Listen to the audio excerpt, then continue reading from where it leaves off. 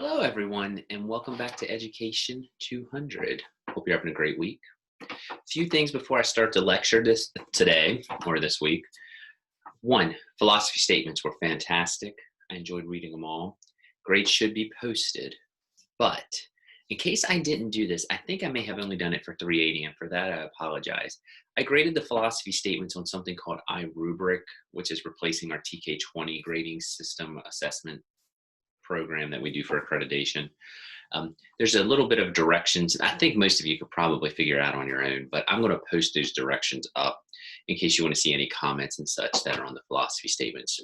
They were really good. Everyone's kind of coming from a different background and direction. It was great to read. Flew through them on, I tried to grade everything around the same time, so I'm kind of calibrated on that Tuesday or Wednesday. So grades were up. They were great. Another thing, service learning. I think I sent an email out. Actually, I know I sent an email out last week. I'm going to be sending out a little time frame. Probably going to give you two different ones you can choose from if you want.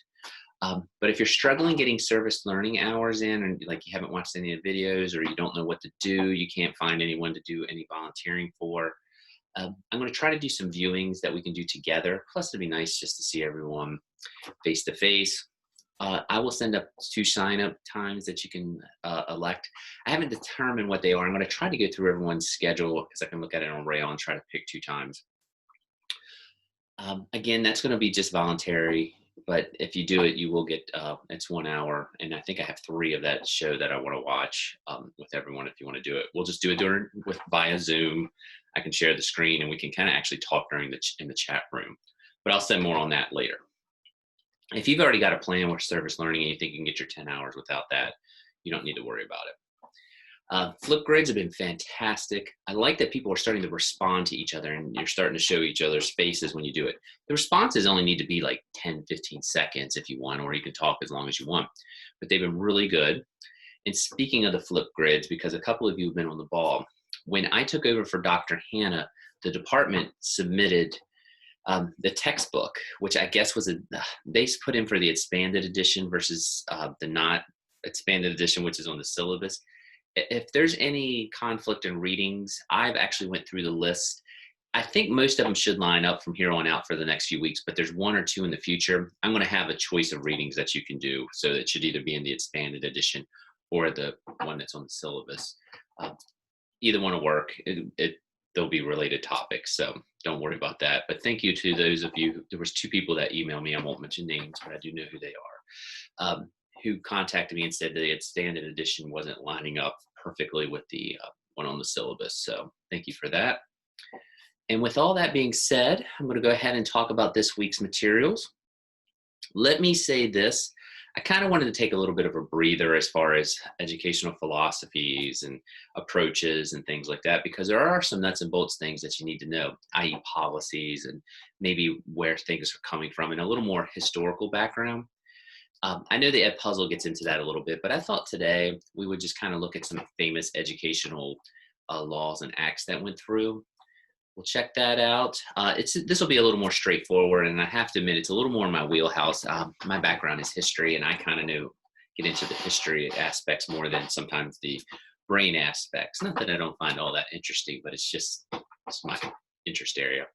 So with all that being said, for the second time, let's go ahead and share my screen, and we'll go for it. All right, and as you can see, you are on my screen. And my mouse just lost. There it is. All right. And of course, there's our wonderful class. Let's make that a big screen, and I'm up there in the corner. As always, I am going to be in week 5. This will be up here probably by Sunday sometime. I'm recording this actually on Saturday morning. I'm a little behind this week.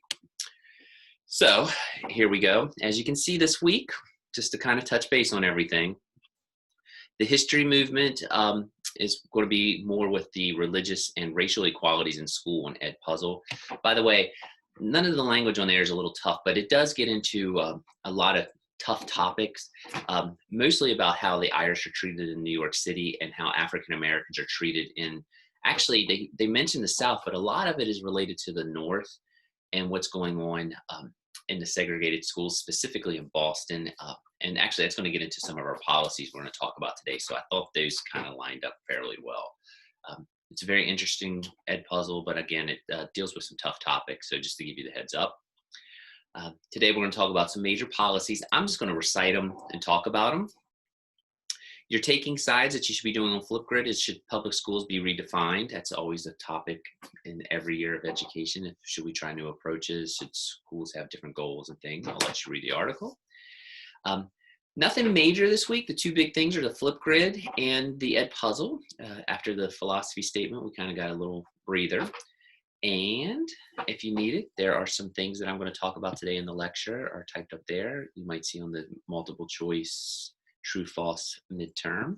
And there's some things from the ed puzzle. Not over, some of the ed puzzle stuff's a little repetitive that to the end of last week, but I still wanted to put some in there. And some of it is actually going to be in our PowerPoint today. So, and there's your links to the two things. And if you want it, here is the PowerPoint that I am using for this lecture. You may see me skip the beginning part of this PowerPoint. Actually, you're going to see me skip the beginning part of this PowerPoint because it talks a little bit about Dewey. And I've mentioned this in other PowerPoints and lectures, but we're gonna talk about Dewey in a couple weeks, actually after we finish up the ed puzzles, because he is a central part of modern education. So I kind of want to give him his own due. So let's see, oops, this is a PDF, so I need the slide. I'm not even gonna get into Dewey yet, so don't even worry about it. So one thing that I am going to start at, I'm going to start in what we call the post-World War II era. This is the stuff that really affects us a good bit.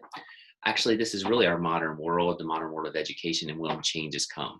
I might refer back to a few things we talked about last week, but we'll just kind of go from there. All right, post-World War II. The major thing that I want to talk about with this, most of you, I guess you were born after this event, but the historical event that basically shaped the post-World War II world clear up to 1990 basically is the Cold War. And what kind of comes out of that is almost like a race. It's called the Great Debate. It actually the Great Debate. The Great Debate was something that kind of got into how are we going to have equity and excellence in schools? Well, in 1957, the Russians or the Soviet Union launched something called Sputnik. Most of you probably are familiar with Sputnik from your high school history classes, but it was a Russian satellite that went into space. It weirdly had a huge effect on the direction of the United States education because it really started a stressing towards excellence and getting stronger in math and science. Everyone was scared we were falling behind the Soviet Union. We were losing the Cold War. We needed to get better. So a lot of the things, and I think actually you can see it today in our schools, there's such a heavy placement on math and science. Not that they're super important subject areas. I know some of you are going to focus in them in schools, but still Sputnik kind of launched that importance because something you may have noticed in some of the earlier things that we've talked about, especially in the ed puzzles, before Sputnik, I still think there was like a leaning towards what they call the humanities and the arts and science, you know, your languages, your history, your geography, which are all super important things. It's my area, actually. But Sputnik just changed things. So just know, Sputnik, Russian satellite, changes the direction of education, places an emphasis on the math and science and engineering. I will also say one thing we're going to see a lot with the post-World War II era is going to be a movement towards more equity or equality, especially with a couple acts we're going to look at here in a couple of minutes. Another major thing that happens in the post-World War II era is something called the baby boom. The baby boom is exactly what it was. A bunch of soldiers came back, and without getting into too much detail, boom, there's a lot of babies that are being born in the 40s. And guess what? In the 50s and the 60s, those babies are now in our school systems, or were in the school systems. The school population went way up. But there's still some other things that shaped the educational system during this time. 1948, McCollum versus Board of Education. This is a big one, and actually watching your ed puzzles, you've probably seen some of this debate already. But in 1948 in Illinois, they used to actually have, in a small town, they would actually take out of this district they allotted 45 minutes for a religious studies in public schools. It wasn't geared towards like what we're seeing on that puzzle where you have the Catholic, Protestant, Judaism, things like that. It was for any type of Christian type faith. There would be people from the community that come in, and even I believe there were even Jewish rabbis that would come in and do things. McCollum, actually, she was an atheist, and I believe she was an atheist, and she actually ended up suing and saying, "I don't think taxpayer money should be going for religious education during the day." Basically, she won the case, and that really created a division of separating religion and schools. Because if you remember, when we've been watching these videos, the Bible and Christian teaching has been a very, very important part of the day-to-day lessons and aspects what students are reading from. And gosh, and even in the early 20th centuries, they're reading sections from the Bible. This Supreme Court case eliminated that. There is a separation basically between church and state, and if taxpayer money is going to this, you can't have religious education. It's not saying you can't learn about faiths, like what I'm talking about, like in a history class where you can learn about the tenets of Christianity, Islam, Judaism, across the board, Buddhism, but you can't actually have indoctrination during the school day. And that's probably a better way to put that with 1948's ruling. Probably the most famous case that's actually on this PowerPoint is Brown versus Board of Education. Actually, it's the Brown versus Board of Education of Topeka, Kansas. And the basic ruling was that schools couldn't be segregated in the United States. There was still a lot of segregation in the schools across the country. That was rooted back in an old case, I believe. Let me look at my notes. I believe it's from 1896.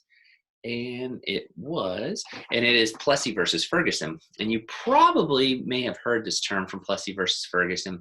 There was a term that in that case in the late 19th century that said schools could be segregated if they were separate but equal, meaning there could be African American schools, there could be white schools, and as long as they were equal in what was being presented, funding and things like that, they could stay that way. Of course, I think we know they weren't equal. The conditions of the schools were vastly different. Even in the Ed Puzzle you've seen, that kind of highlights it a little bit. African-American schools were getting used textbooks. A lot of times even white students would write things in these textbooks that weren't very nice, that would go to these African-American students because they knew they were almost hand-me-downs. So basically, Brown versus Board of Education says there's no such thing as separate but equal. Schools need to be not segregated. This needs to be over. So Brown versus Board of Education ended segregation in schools. Plessy versus Ferguson is what it's kind of rooted in, and that was the court case that was separate but equal. So, all right. After the separate but equal ruling, after the ending of segregation with the Brown versus Board of Education case, there's still a lot of battles that are going on across the country. Maybe the most famous one is, I'm gonna move my face out of your way here, is the famous Little Rock Nine. This was a group of African-American students who actually had to have federal troops escort them into the high school, Little Rock Central High School, and start their school day. I actually have a video from the AP I wanted to show you, and just to show you how much tension there was related to this Brown versus Board of Education ruling. And then, the states were dragging their feet and implementing it and things like that. So let's click this and it should work out fine. Why do some in Washington advocate for Oh no, a political ad. I have not seen any of those yet. I'm joking. They're everywhere on TV. It's not letting me skip because I can't get my cursor. There it is. There we go. A little technical difficulties. The Arkansas Gazette at that time indicated that the Brown decision was going to change the face of the South forever. I remember those words. And I thought to myself, good, because I think the face of the South ought to change. I will not force my people to integrate against their will. The governor of the state, Orville Forbes, decided that he was going to use Central as his point of resistance. None of us of the nine anticipated that the resistance would be as strong as it was. The night before we were to go to school, the governor called out the Arkansas National Guard, unbeknownst to us. And when we appeared at Central the first day, the National Guard was there to bar our entrance and let white students go into the school. What it was like, it was rejection that I had never experienced like that. It seemed to me that if they were going to all of this trouble to keep me out, there was something bigger than my simply going to class. Only when we got home from school that day did we realize what an ordeal, personal ordeal, Elizabeth had gone through, and that she certainly faced more of the mob directly. I always applaud the fact that she was able to keep both her composure and try to figure out how to get out of that. We started school on the 25th of September. President Eisenhower sends 500 troops of the 101st Airborne Division of the United States Army. It was a terrific feeling that President of the United States would send troops to escort us into school. I didn't know what was going to happen after that. It was like going to war every day. You had students who tried to use as much verbiage as they could to intimidate us. We had threats and comments that, we would be killed for all of us. We decided that this was a year that we were going to support each other. We were going to try to do as well as we could in our academic work. Some were a lot smarter than me, but I also was determined that this year I was going to graduate from Central. The principal of the school told me at one point along the way that I didn't have to come to the ceremony, and they would mail me my diploma. And I thought, listen, I didn't go through all this to pass up the ceremony. Maybe the world thought that after Little Rock, everything is going to be fixed.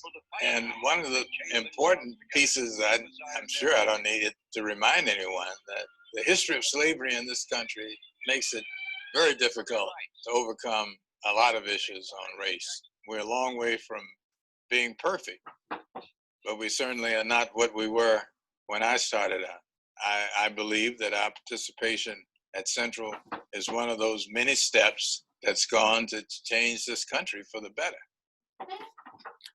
That was just a little video. Whoops. I think I've always known. If I can get this out. Okay, we'll close that down. There we go. And that was the Little Rock 9. Sorry, I'm going to pull up my video here. Technical difficulty. That's not the one I want. We'll just pull it up again. All right, there we go. Yes, and that was the Little Rock 9. As you can see, tough situation. And again, he mentioned it right at the beginning. It kind of roots back to Brown versus Board of Education. And that was, instrumental. And of course, you can see that was, I didn't even mention this. A lot of you, if you're social studies people, or if you're really into the history of education or the history of the country, the gentleman who actually argued this basically was an NAACP lawyer by the name of Thurgood Marshall. He would later be the first African-American Supreme Court justice. So that's Brown versus Board of Education, huge. But as you can see, it was not easy still ending segregation in the country. It was mandated, and of course Eisenhower had to send in troops to do it. And if you go to this school today, there's a huge statue out in front of it of the Little Rock 9. But I might even see if I can find this. HBO did a documentary on the school today.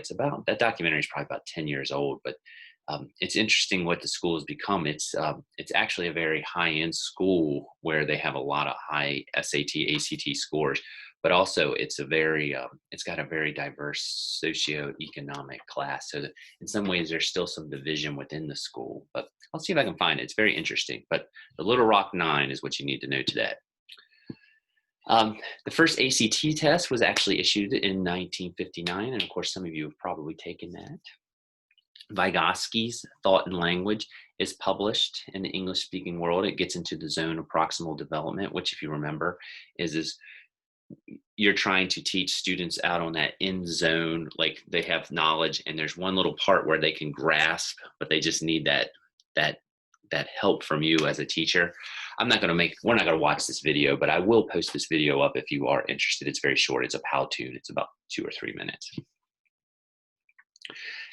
As you can see with the Little Rock 9, there's the movement towards the civil rights movements happening in the 60s. I may have mentioned this. I get confused. I confuse myself sometimes with my social studies class because the 60s is so important with the way that education is kind of currently directed. And what I mean by that is there's a lot of social change in the 60s and the ways that we approach things change. And we did mention this because we talked about how the progressive ideas of the 20s actually really start to take root in the 60s, strangely. Piaget becomes very much more in vogue at this point. Vygotsky up there, as you can see, in 62, his ideas come here. He was a little tricky to get over here because he was Russian, if you remember, and I just mentioned that the Cold War was happening. His ideas were hard to get over here, not him himself. That would have probably been almost impossible. By the 60s, there's an emphasis, obviously, on equality issues, just, of course, African-American issues, but in other fields, too. How women are educated, a lot of things related to handicap services, things like that. So the 60s is kind of rooted in a lot of the things that we use and implement today in our world of public education and education as a whole. The Elementary and Secondary Act of 1965, that's a big one. They call it New Progressivism, kind of rooted back in that 1920s movement towards doing things differently. Again, I don't know if you've had your U.S. history class, elementary or in secondary ed yet, but one thing that the 1960s is kind of associated with is the war on poverty. And one thing that the Elementary and Secondary Education Act is trying to do is bring schools up equal across the board, i.e., there's not like a good school in town and a bad school in town. It kind of also provides schools more funding for it to help with instructions, to get more technology, to renovate buildings, things like that.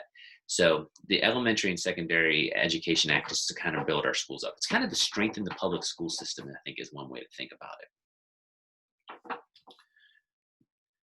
The Learning Disabilities Association of America is formed. That's just important. We're going to talk about the IDEA Act or the IDEA Act that comes in later. But this is kind of addressing the needs of individuals who have learning disabilities, and we need to address them in schools. This is really going to take root in the 70s and 80s when we're going to start looking at, and you're going to start finding that IEP plans and things are going to become much more common and things like that. That's not this Learning Disabilities Act, and I think I misspoke when I didn't omitted the word of learning, but the Learning Disabilities Act kind of makes it, education systems need to be aware that sometimes there are people who have issues in learning. So you need to address them and maybe tackle them as an individual type thing. 63, the first bilingual and bicultural public school in the United States is opened in Miami, which would make sense. And actually, again, they're kind of rooted back in the history. If you think about it, it really makes sense because we're kind of right off the Cuban Missile Crisis. And my sister actually lives in Miami, and I'm sure most of you probably know, Miami has a huge Hispanic population, and specifically a lot of individuals that are coming from Cuba, and Cubans were getting refugee status and things like that. So it makes total sense. 1964, the Civil Rights Act of the LBJ, the Johnson administration, is passed, and a lot of things are rooted in that. Since I mentioned it, of course, if you look at the Education Act of 1965, a lot of people think that it's rooted, that has a lot of connections there, which makes sense, again, bringing that equality for everyone. I'm not going to get into the theory stuff today, I said. 1968, the Bilingual Education Act is passed. That actually addresses the need to help individuals who do not speak English, and we need to get them services and maybe have some sort of English second language type courses and all. This is eventually going to be replaced by something called No Child Left Behind, which will be replaced later or kind of phase out. But again, it's just one of those things.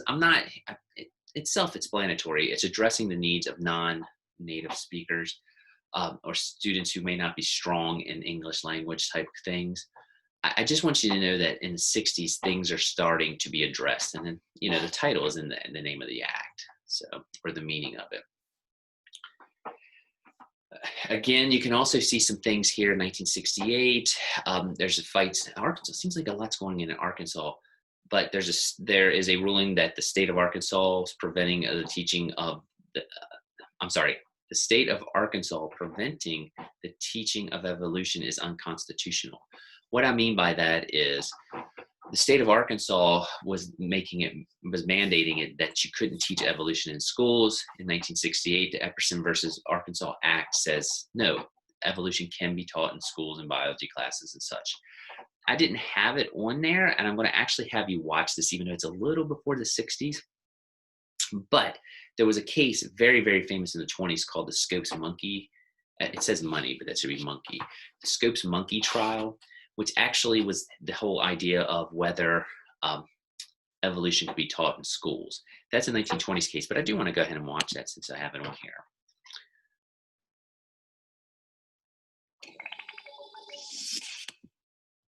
In 1925, a substitute teacher named John Scopes became the focal point of one of the most famous trials in American history. What was John Scopes placed on trial for? What was the outcome of this case?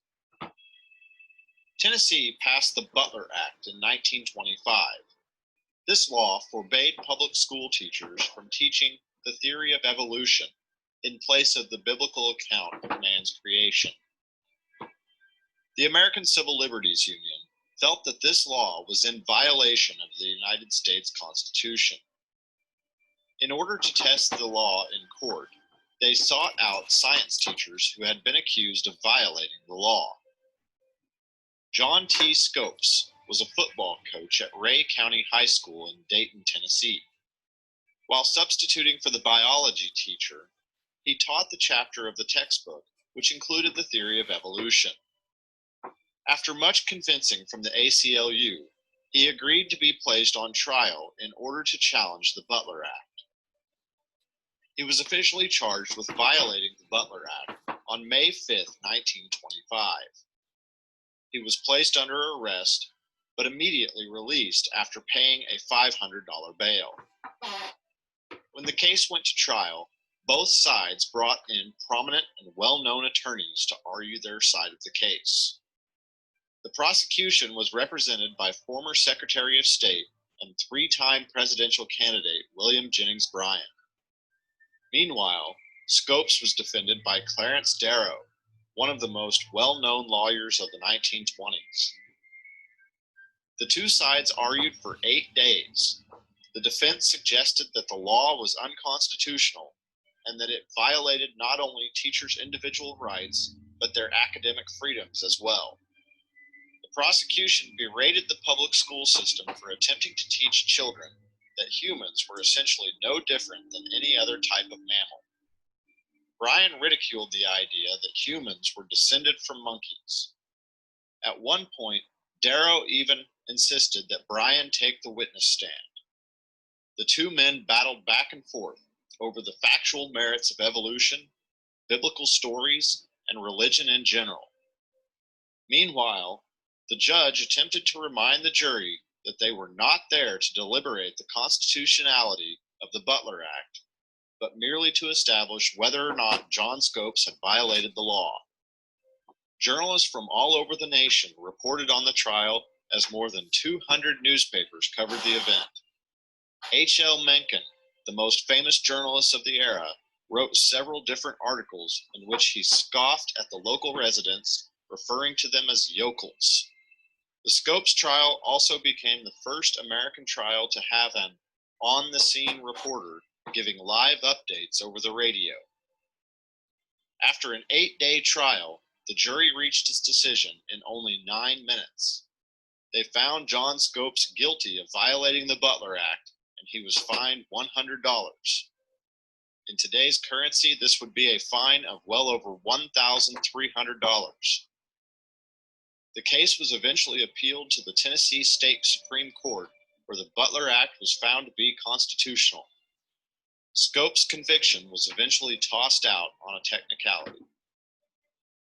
The Scopes trial had several different ramifications.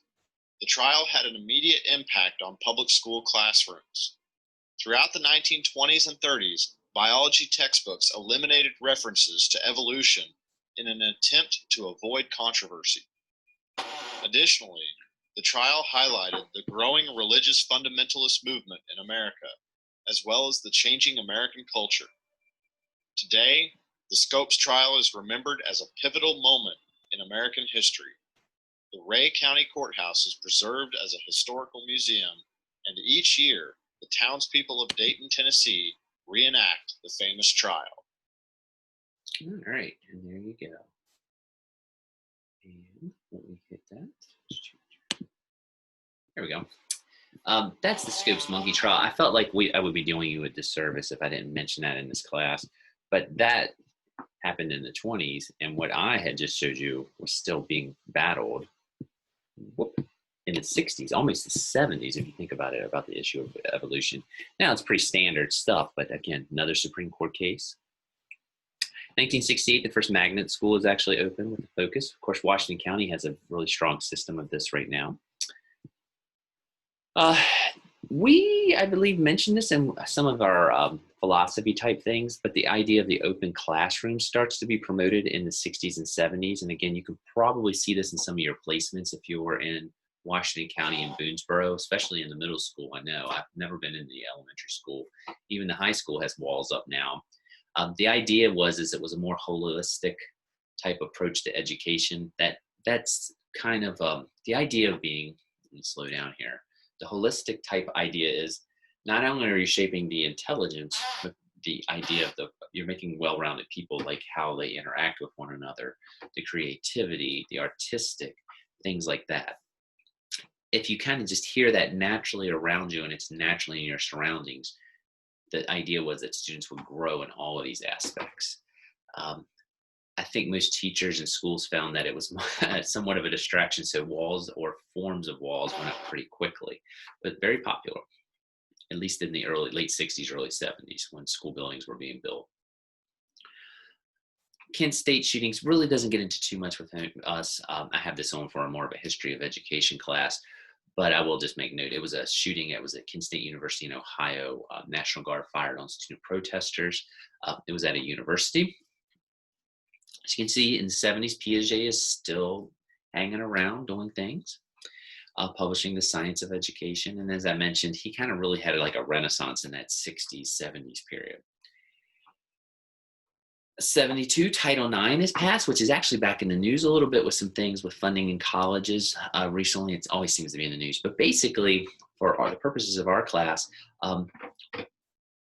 Title IX prohibits discrimination based on sex in all aspects of education. It's most usually associated with sports and equality, with having female sports being offered as much as male sports and things like that. It's a positive thing. It's getting more people involved in such and not making schools, and specifically certain things, male dominated. The Milliken versus Bradley ruling kind of gets into more of that segregation or that artificial segregation, where basically it was a ruling that Detroit suburbs were not required to bus students into their schools for racial balance.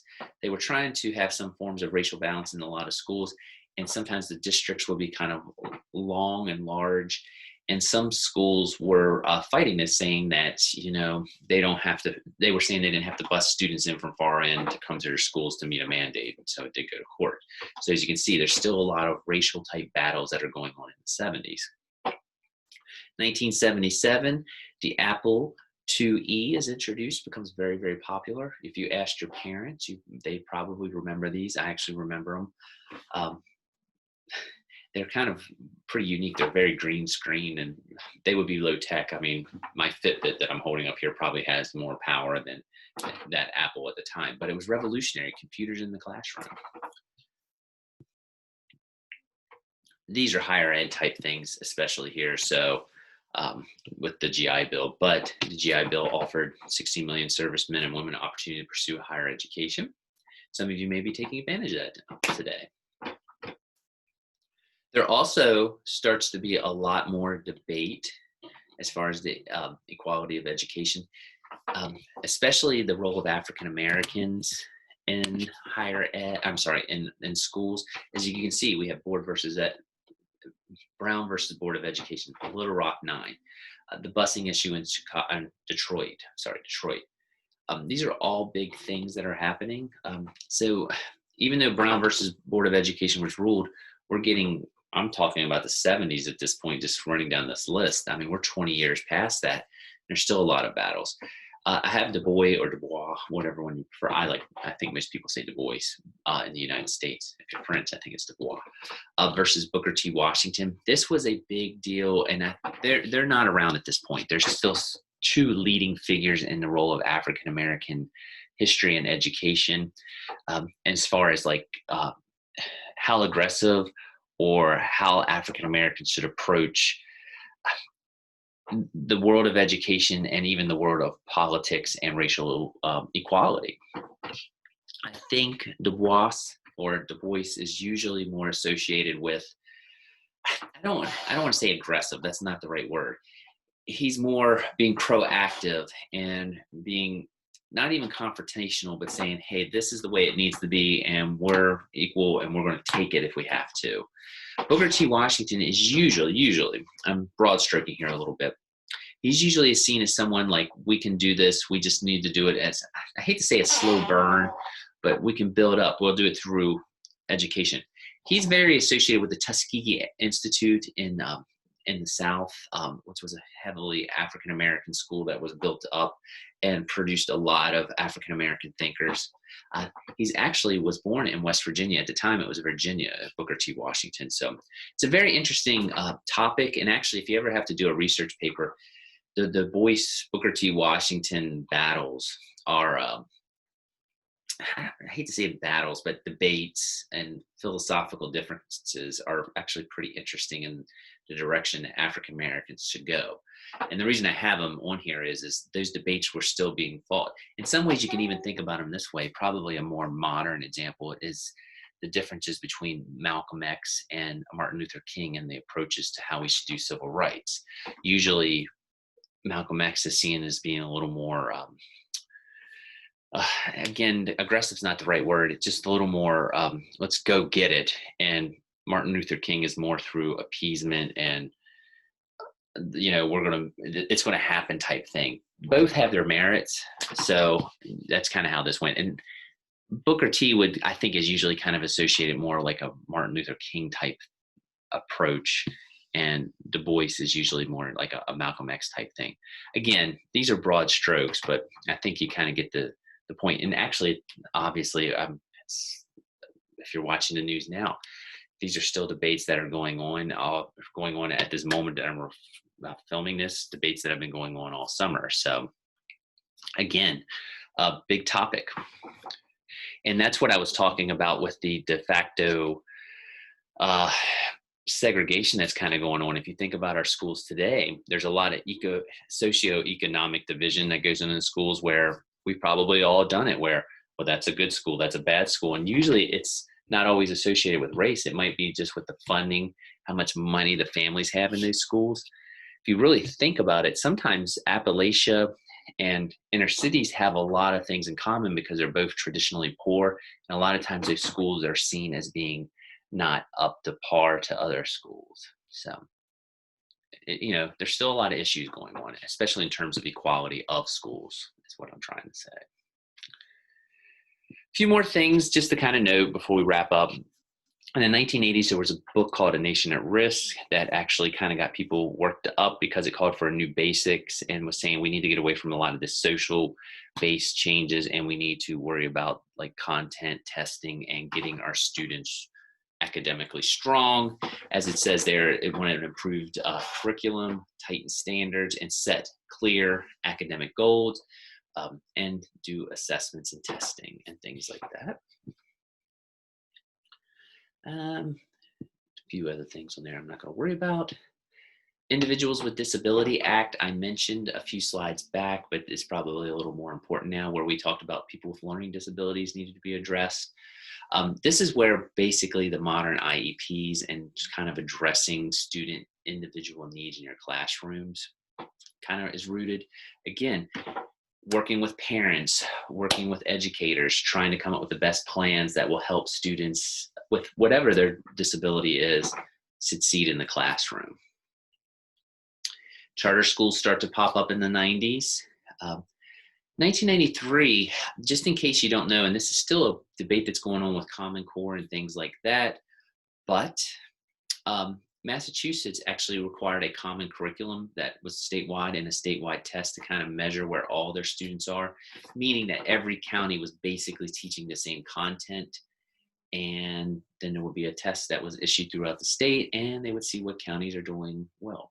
Of course, needless to say, this gets very controversial as far as standardized testing, and you're getting into the whole idea of resources, socioeconomic type things that are going on in schools. 1999, the first, I don't know, it wasn't the first school shooting, but the first, I'd say, major one or big one in the modern era was Columbine. Obviously a huge tragedy, and still something that schools face the threat of today. So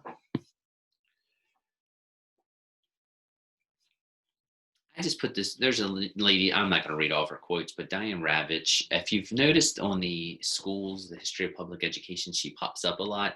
She has served in a lot of the administrations as an undersecretary of education on both parties. Actually, I think she worked in the Clinton administration, the Bush senior administration, and I think the Bush junior administration. So she's been on both Democrat and Republican sides. She's an educational theorist, and she kind of gets into the roles of schools and such, but I have these quotes on there. If we were live, we might get into them a little bit, but I'm not going to bore you with me reading them. They're right there if you need them. And that should, there we go. I was going to say, I thought that was the 2000s. Couple modern things that you probably hear dropped in the classroom. In 2001, No Child Left Behind was issued. That was basically high-end testing or high-stakes testing, where the long and short of it was grant money was associated, or federal funding a lot of times was associated with how students did on testing. A lot of people did not like it because, as it says there, it was high stakes. There was a lot of weight put on these tests. The idea was it would be performance-based, so teachers would raise their game, and then when teachers raised their game, students would naturally rise up and meet that. A lot of people had problems with that because there's a lot of other variables in that, but No Child Left Behind was actually high stakes testing. It's usually associated with the Bush Junior administration now, but I believe at the time it was issued, it was actually a bipartisan type, or there was no partisan. It was worked out between, I believe Ted Kennedy had a big part of it also. That's neither here nor there. It's actually phased out. And the main thing I want you to know is it had high stakes testing connected to the funding that schools got. And the idea was that, student achievement would come up if everyone in the schools came up. 2009 Common Core was issued by the Obama administration. This is something that most states adopted. A few opted out after they adopted. Some never came in. I think when I looked the last, there's 41 states that still kind of operate with this. And Common Core is basically the idea that most states are teaching the basically the same things in each grade, specifically in math and what we would call language arts. So they're kind of all on the same playing field. I guess in theory, if you moved from one state to another, you might not be too far behind. And also, it just gives a barometer to kind of get, match everything up. This still very, very controversial. One thing being that a lot of states don't like the idea of being mandated to teach certain things. They say that they have different types of students, different types of learning needs, different types of requirements in their areas and such. A lot of people like it because they said it's just basic. It gives a barometer. And honestly, it's not saying that you can't teach it different ways. It's just the content. So still a very controversial thing, but it was the idea that we would all kind of be, it kind of institutionalized or established clearer expectations through K through 12 education in states. So if you were in 5th grade, everyone's kind of learning basically the same thing. But again, as you said, there you go. As of 2016, 5 states did not require kindergarten. Oh, I'm sorry, I jumped down and looked at that before I got on there. A lot of these are states that opted out of Common Core, not all of them. 2012, many waivers for No Child Left Behind. I've kind of mentioned that. It's pretty much been phased out. Just in case you were interested, as of 2016, 5 states did not require kindergarten. I had to talk. If you're from Pennsylvania, we were having a discussion on this. I didn't think it was required, but someone was telling me in that a lot of Pennsylvania counties now do require it. So, but I didn't know if it was a statewide mandate. And also, of course, I don't know where everyone's from. It's pretty much ended. Some states still do AM, PM kindergarten, which I did that in West Virginia. I was actually went to kindergarten. I only went in the afternoon. I did not go in the morning. So. Anyway, and Frederick Froebel is actually usually considered the father of kindergarten, just to kind of throw that out in our class.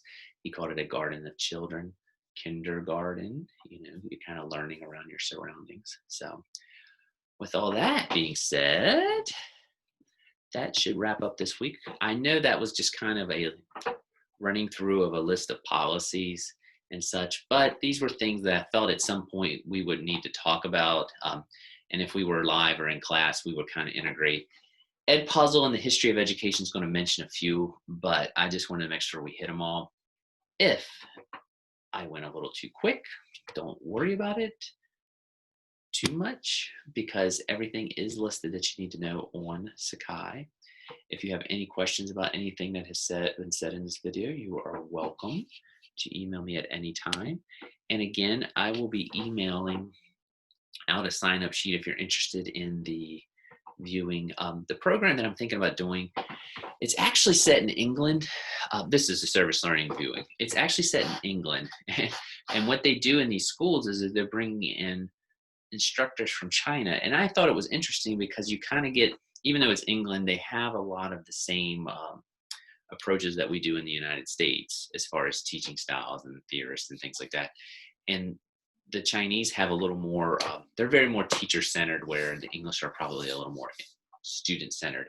And it's a mixing, and it's interesting. It's like a reality show almost. I think you might actually like it.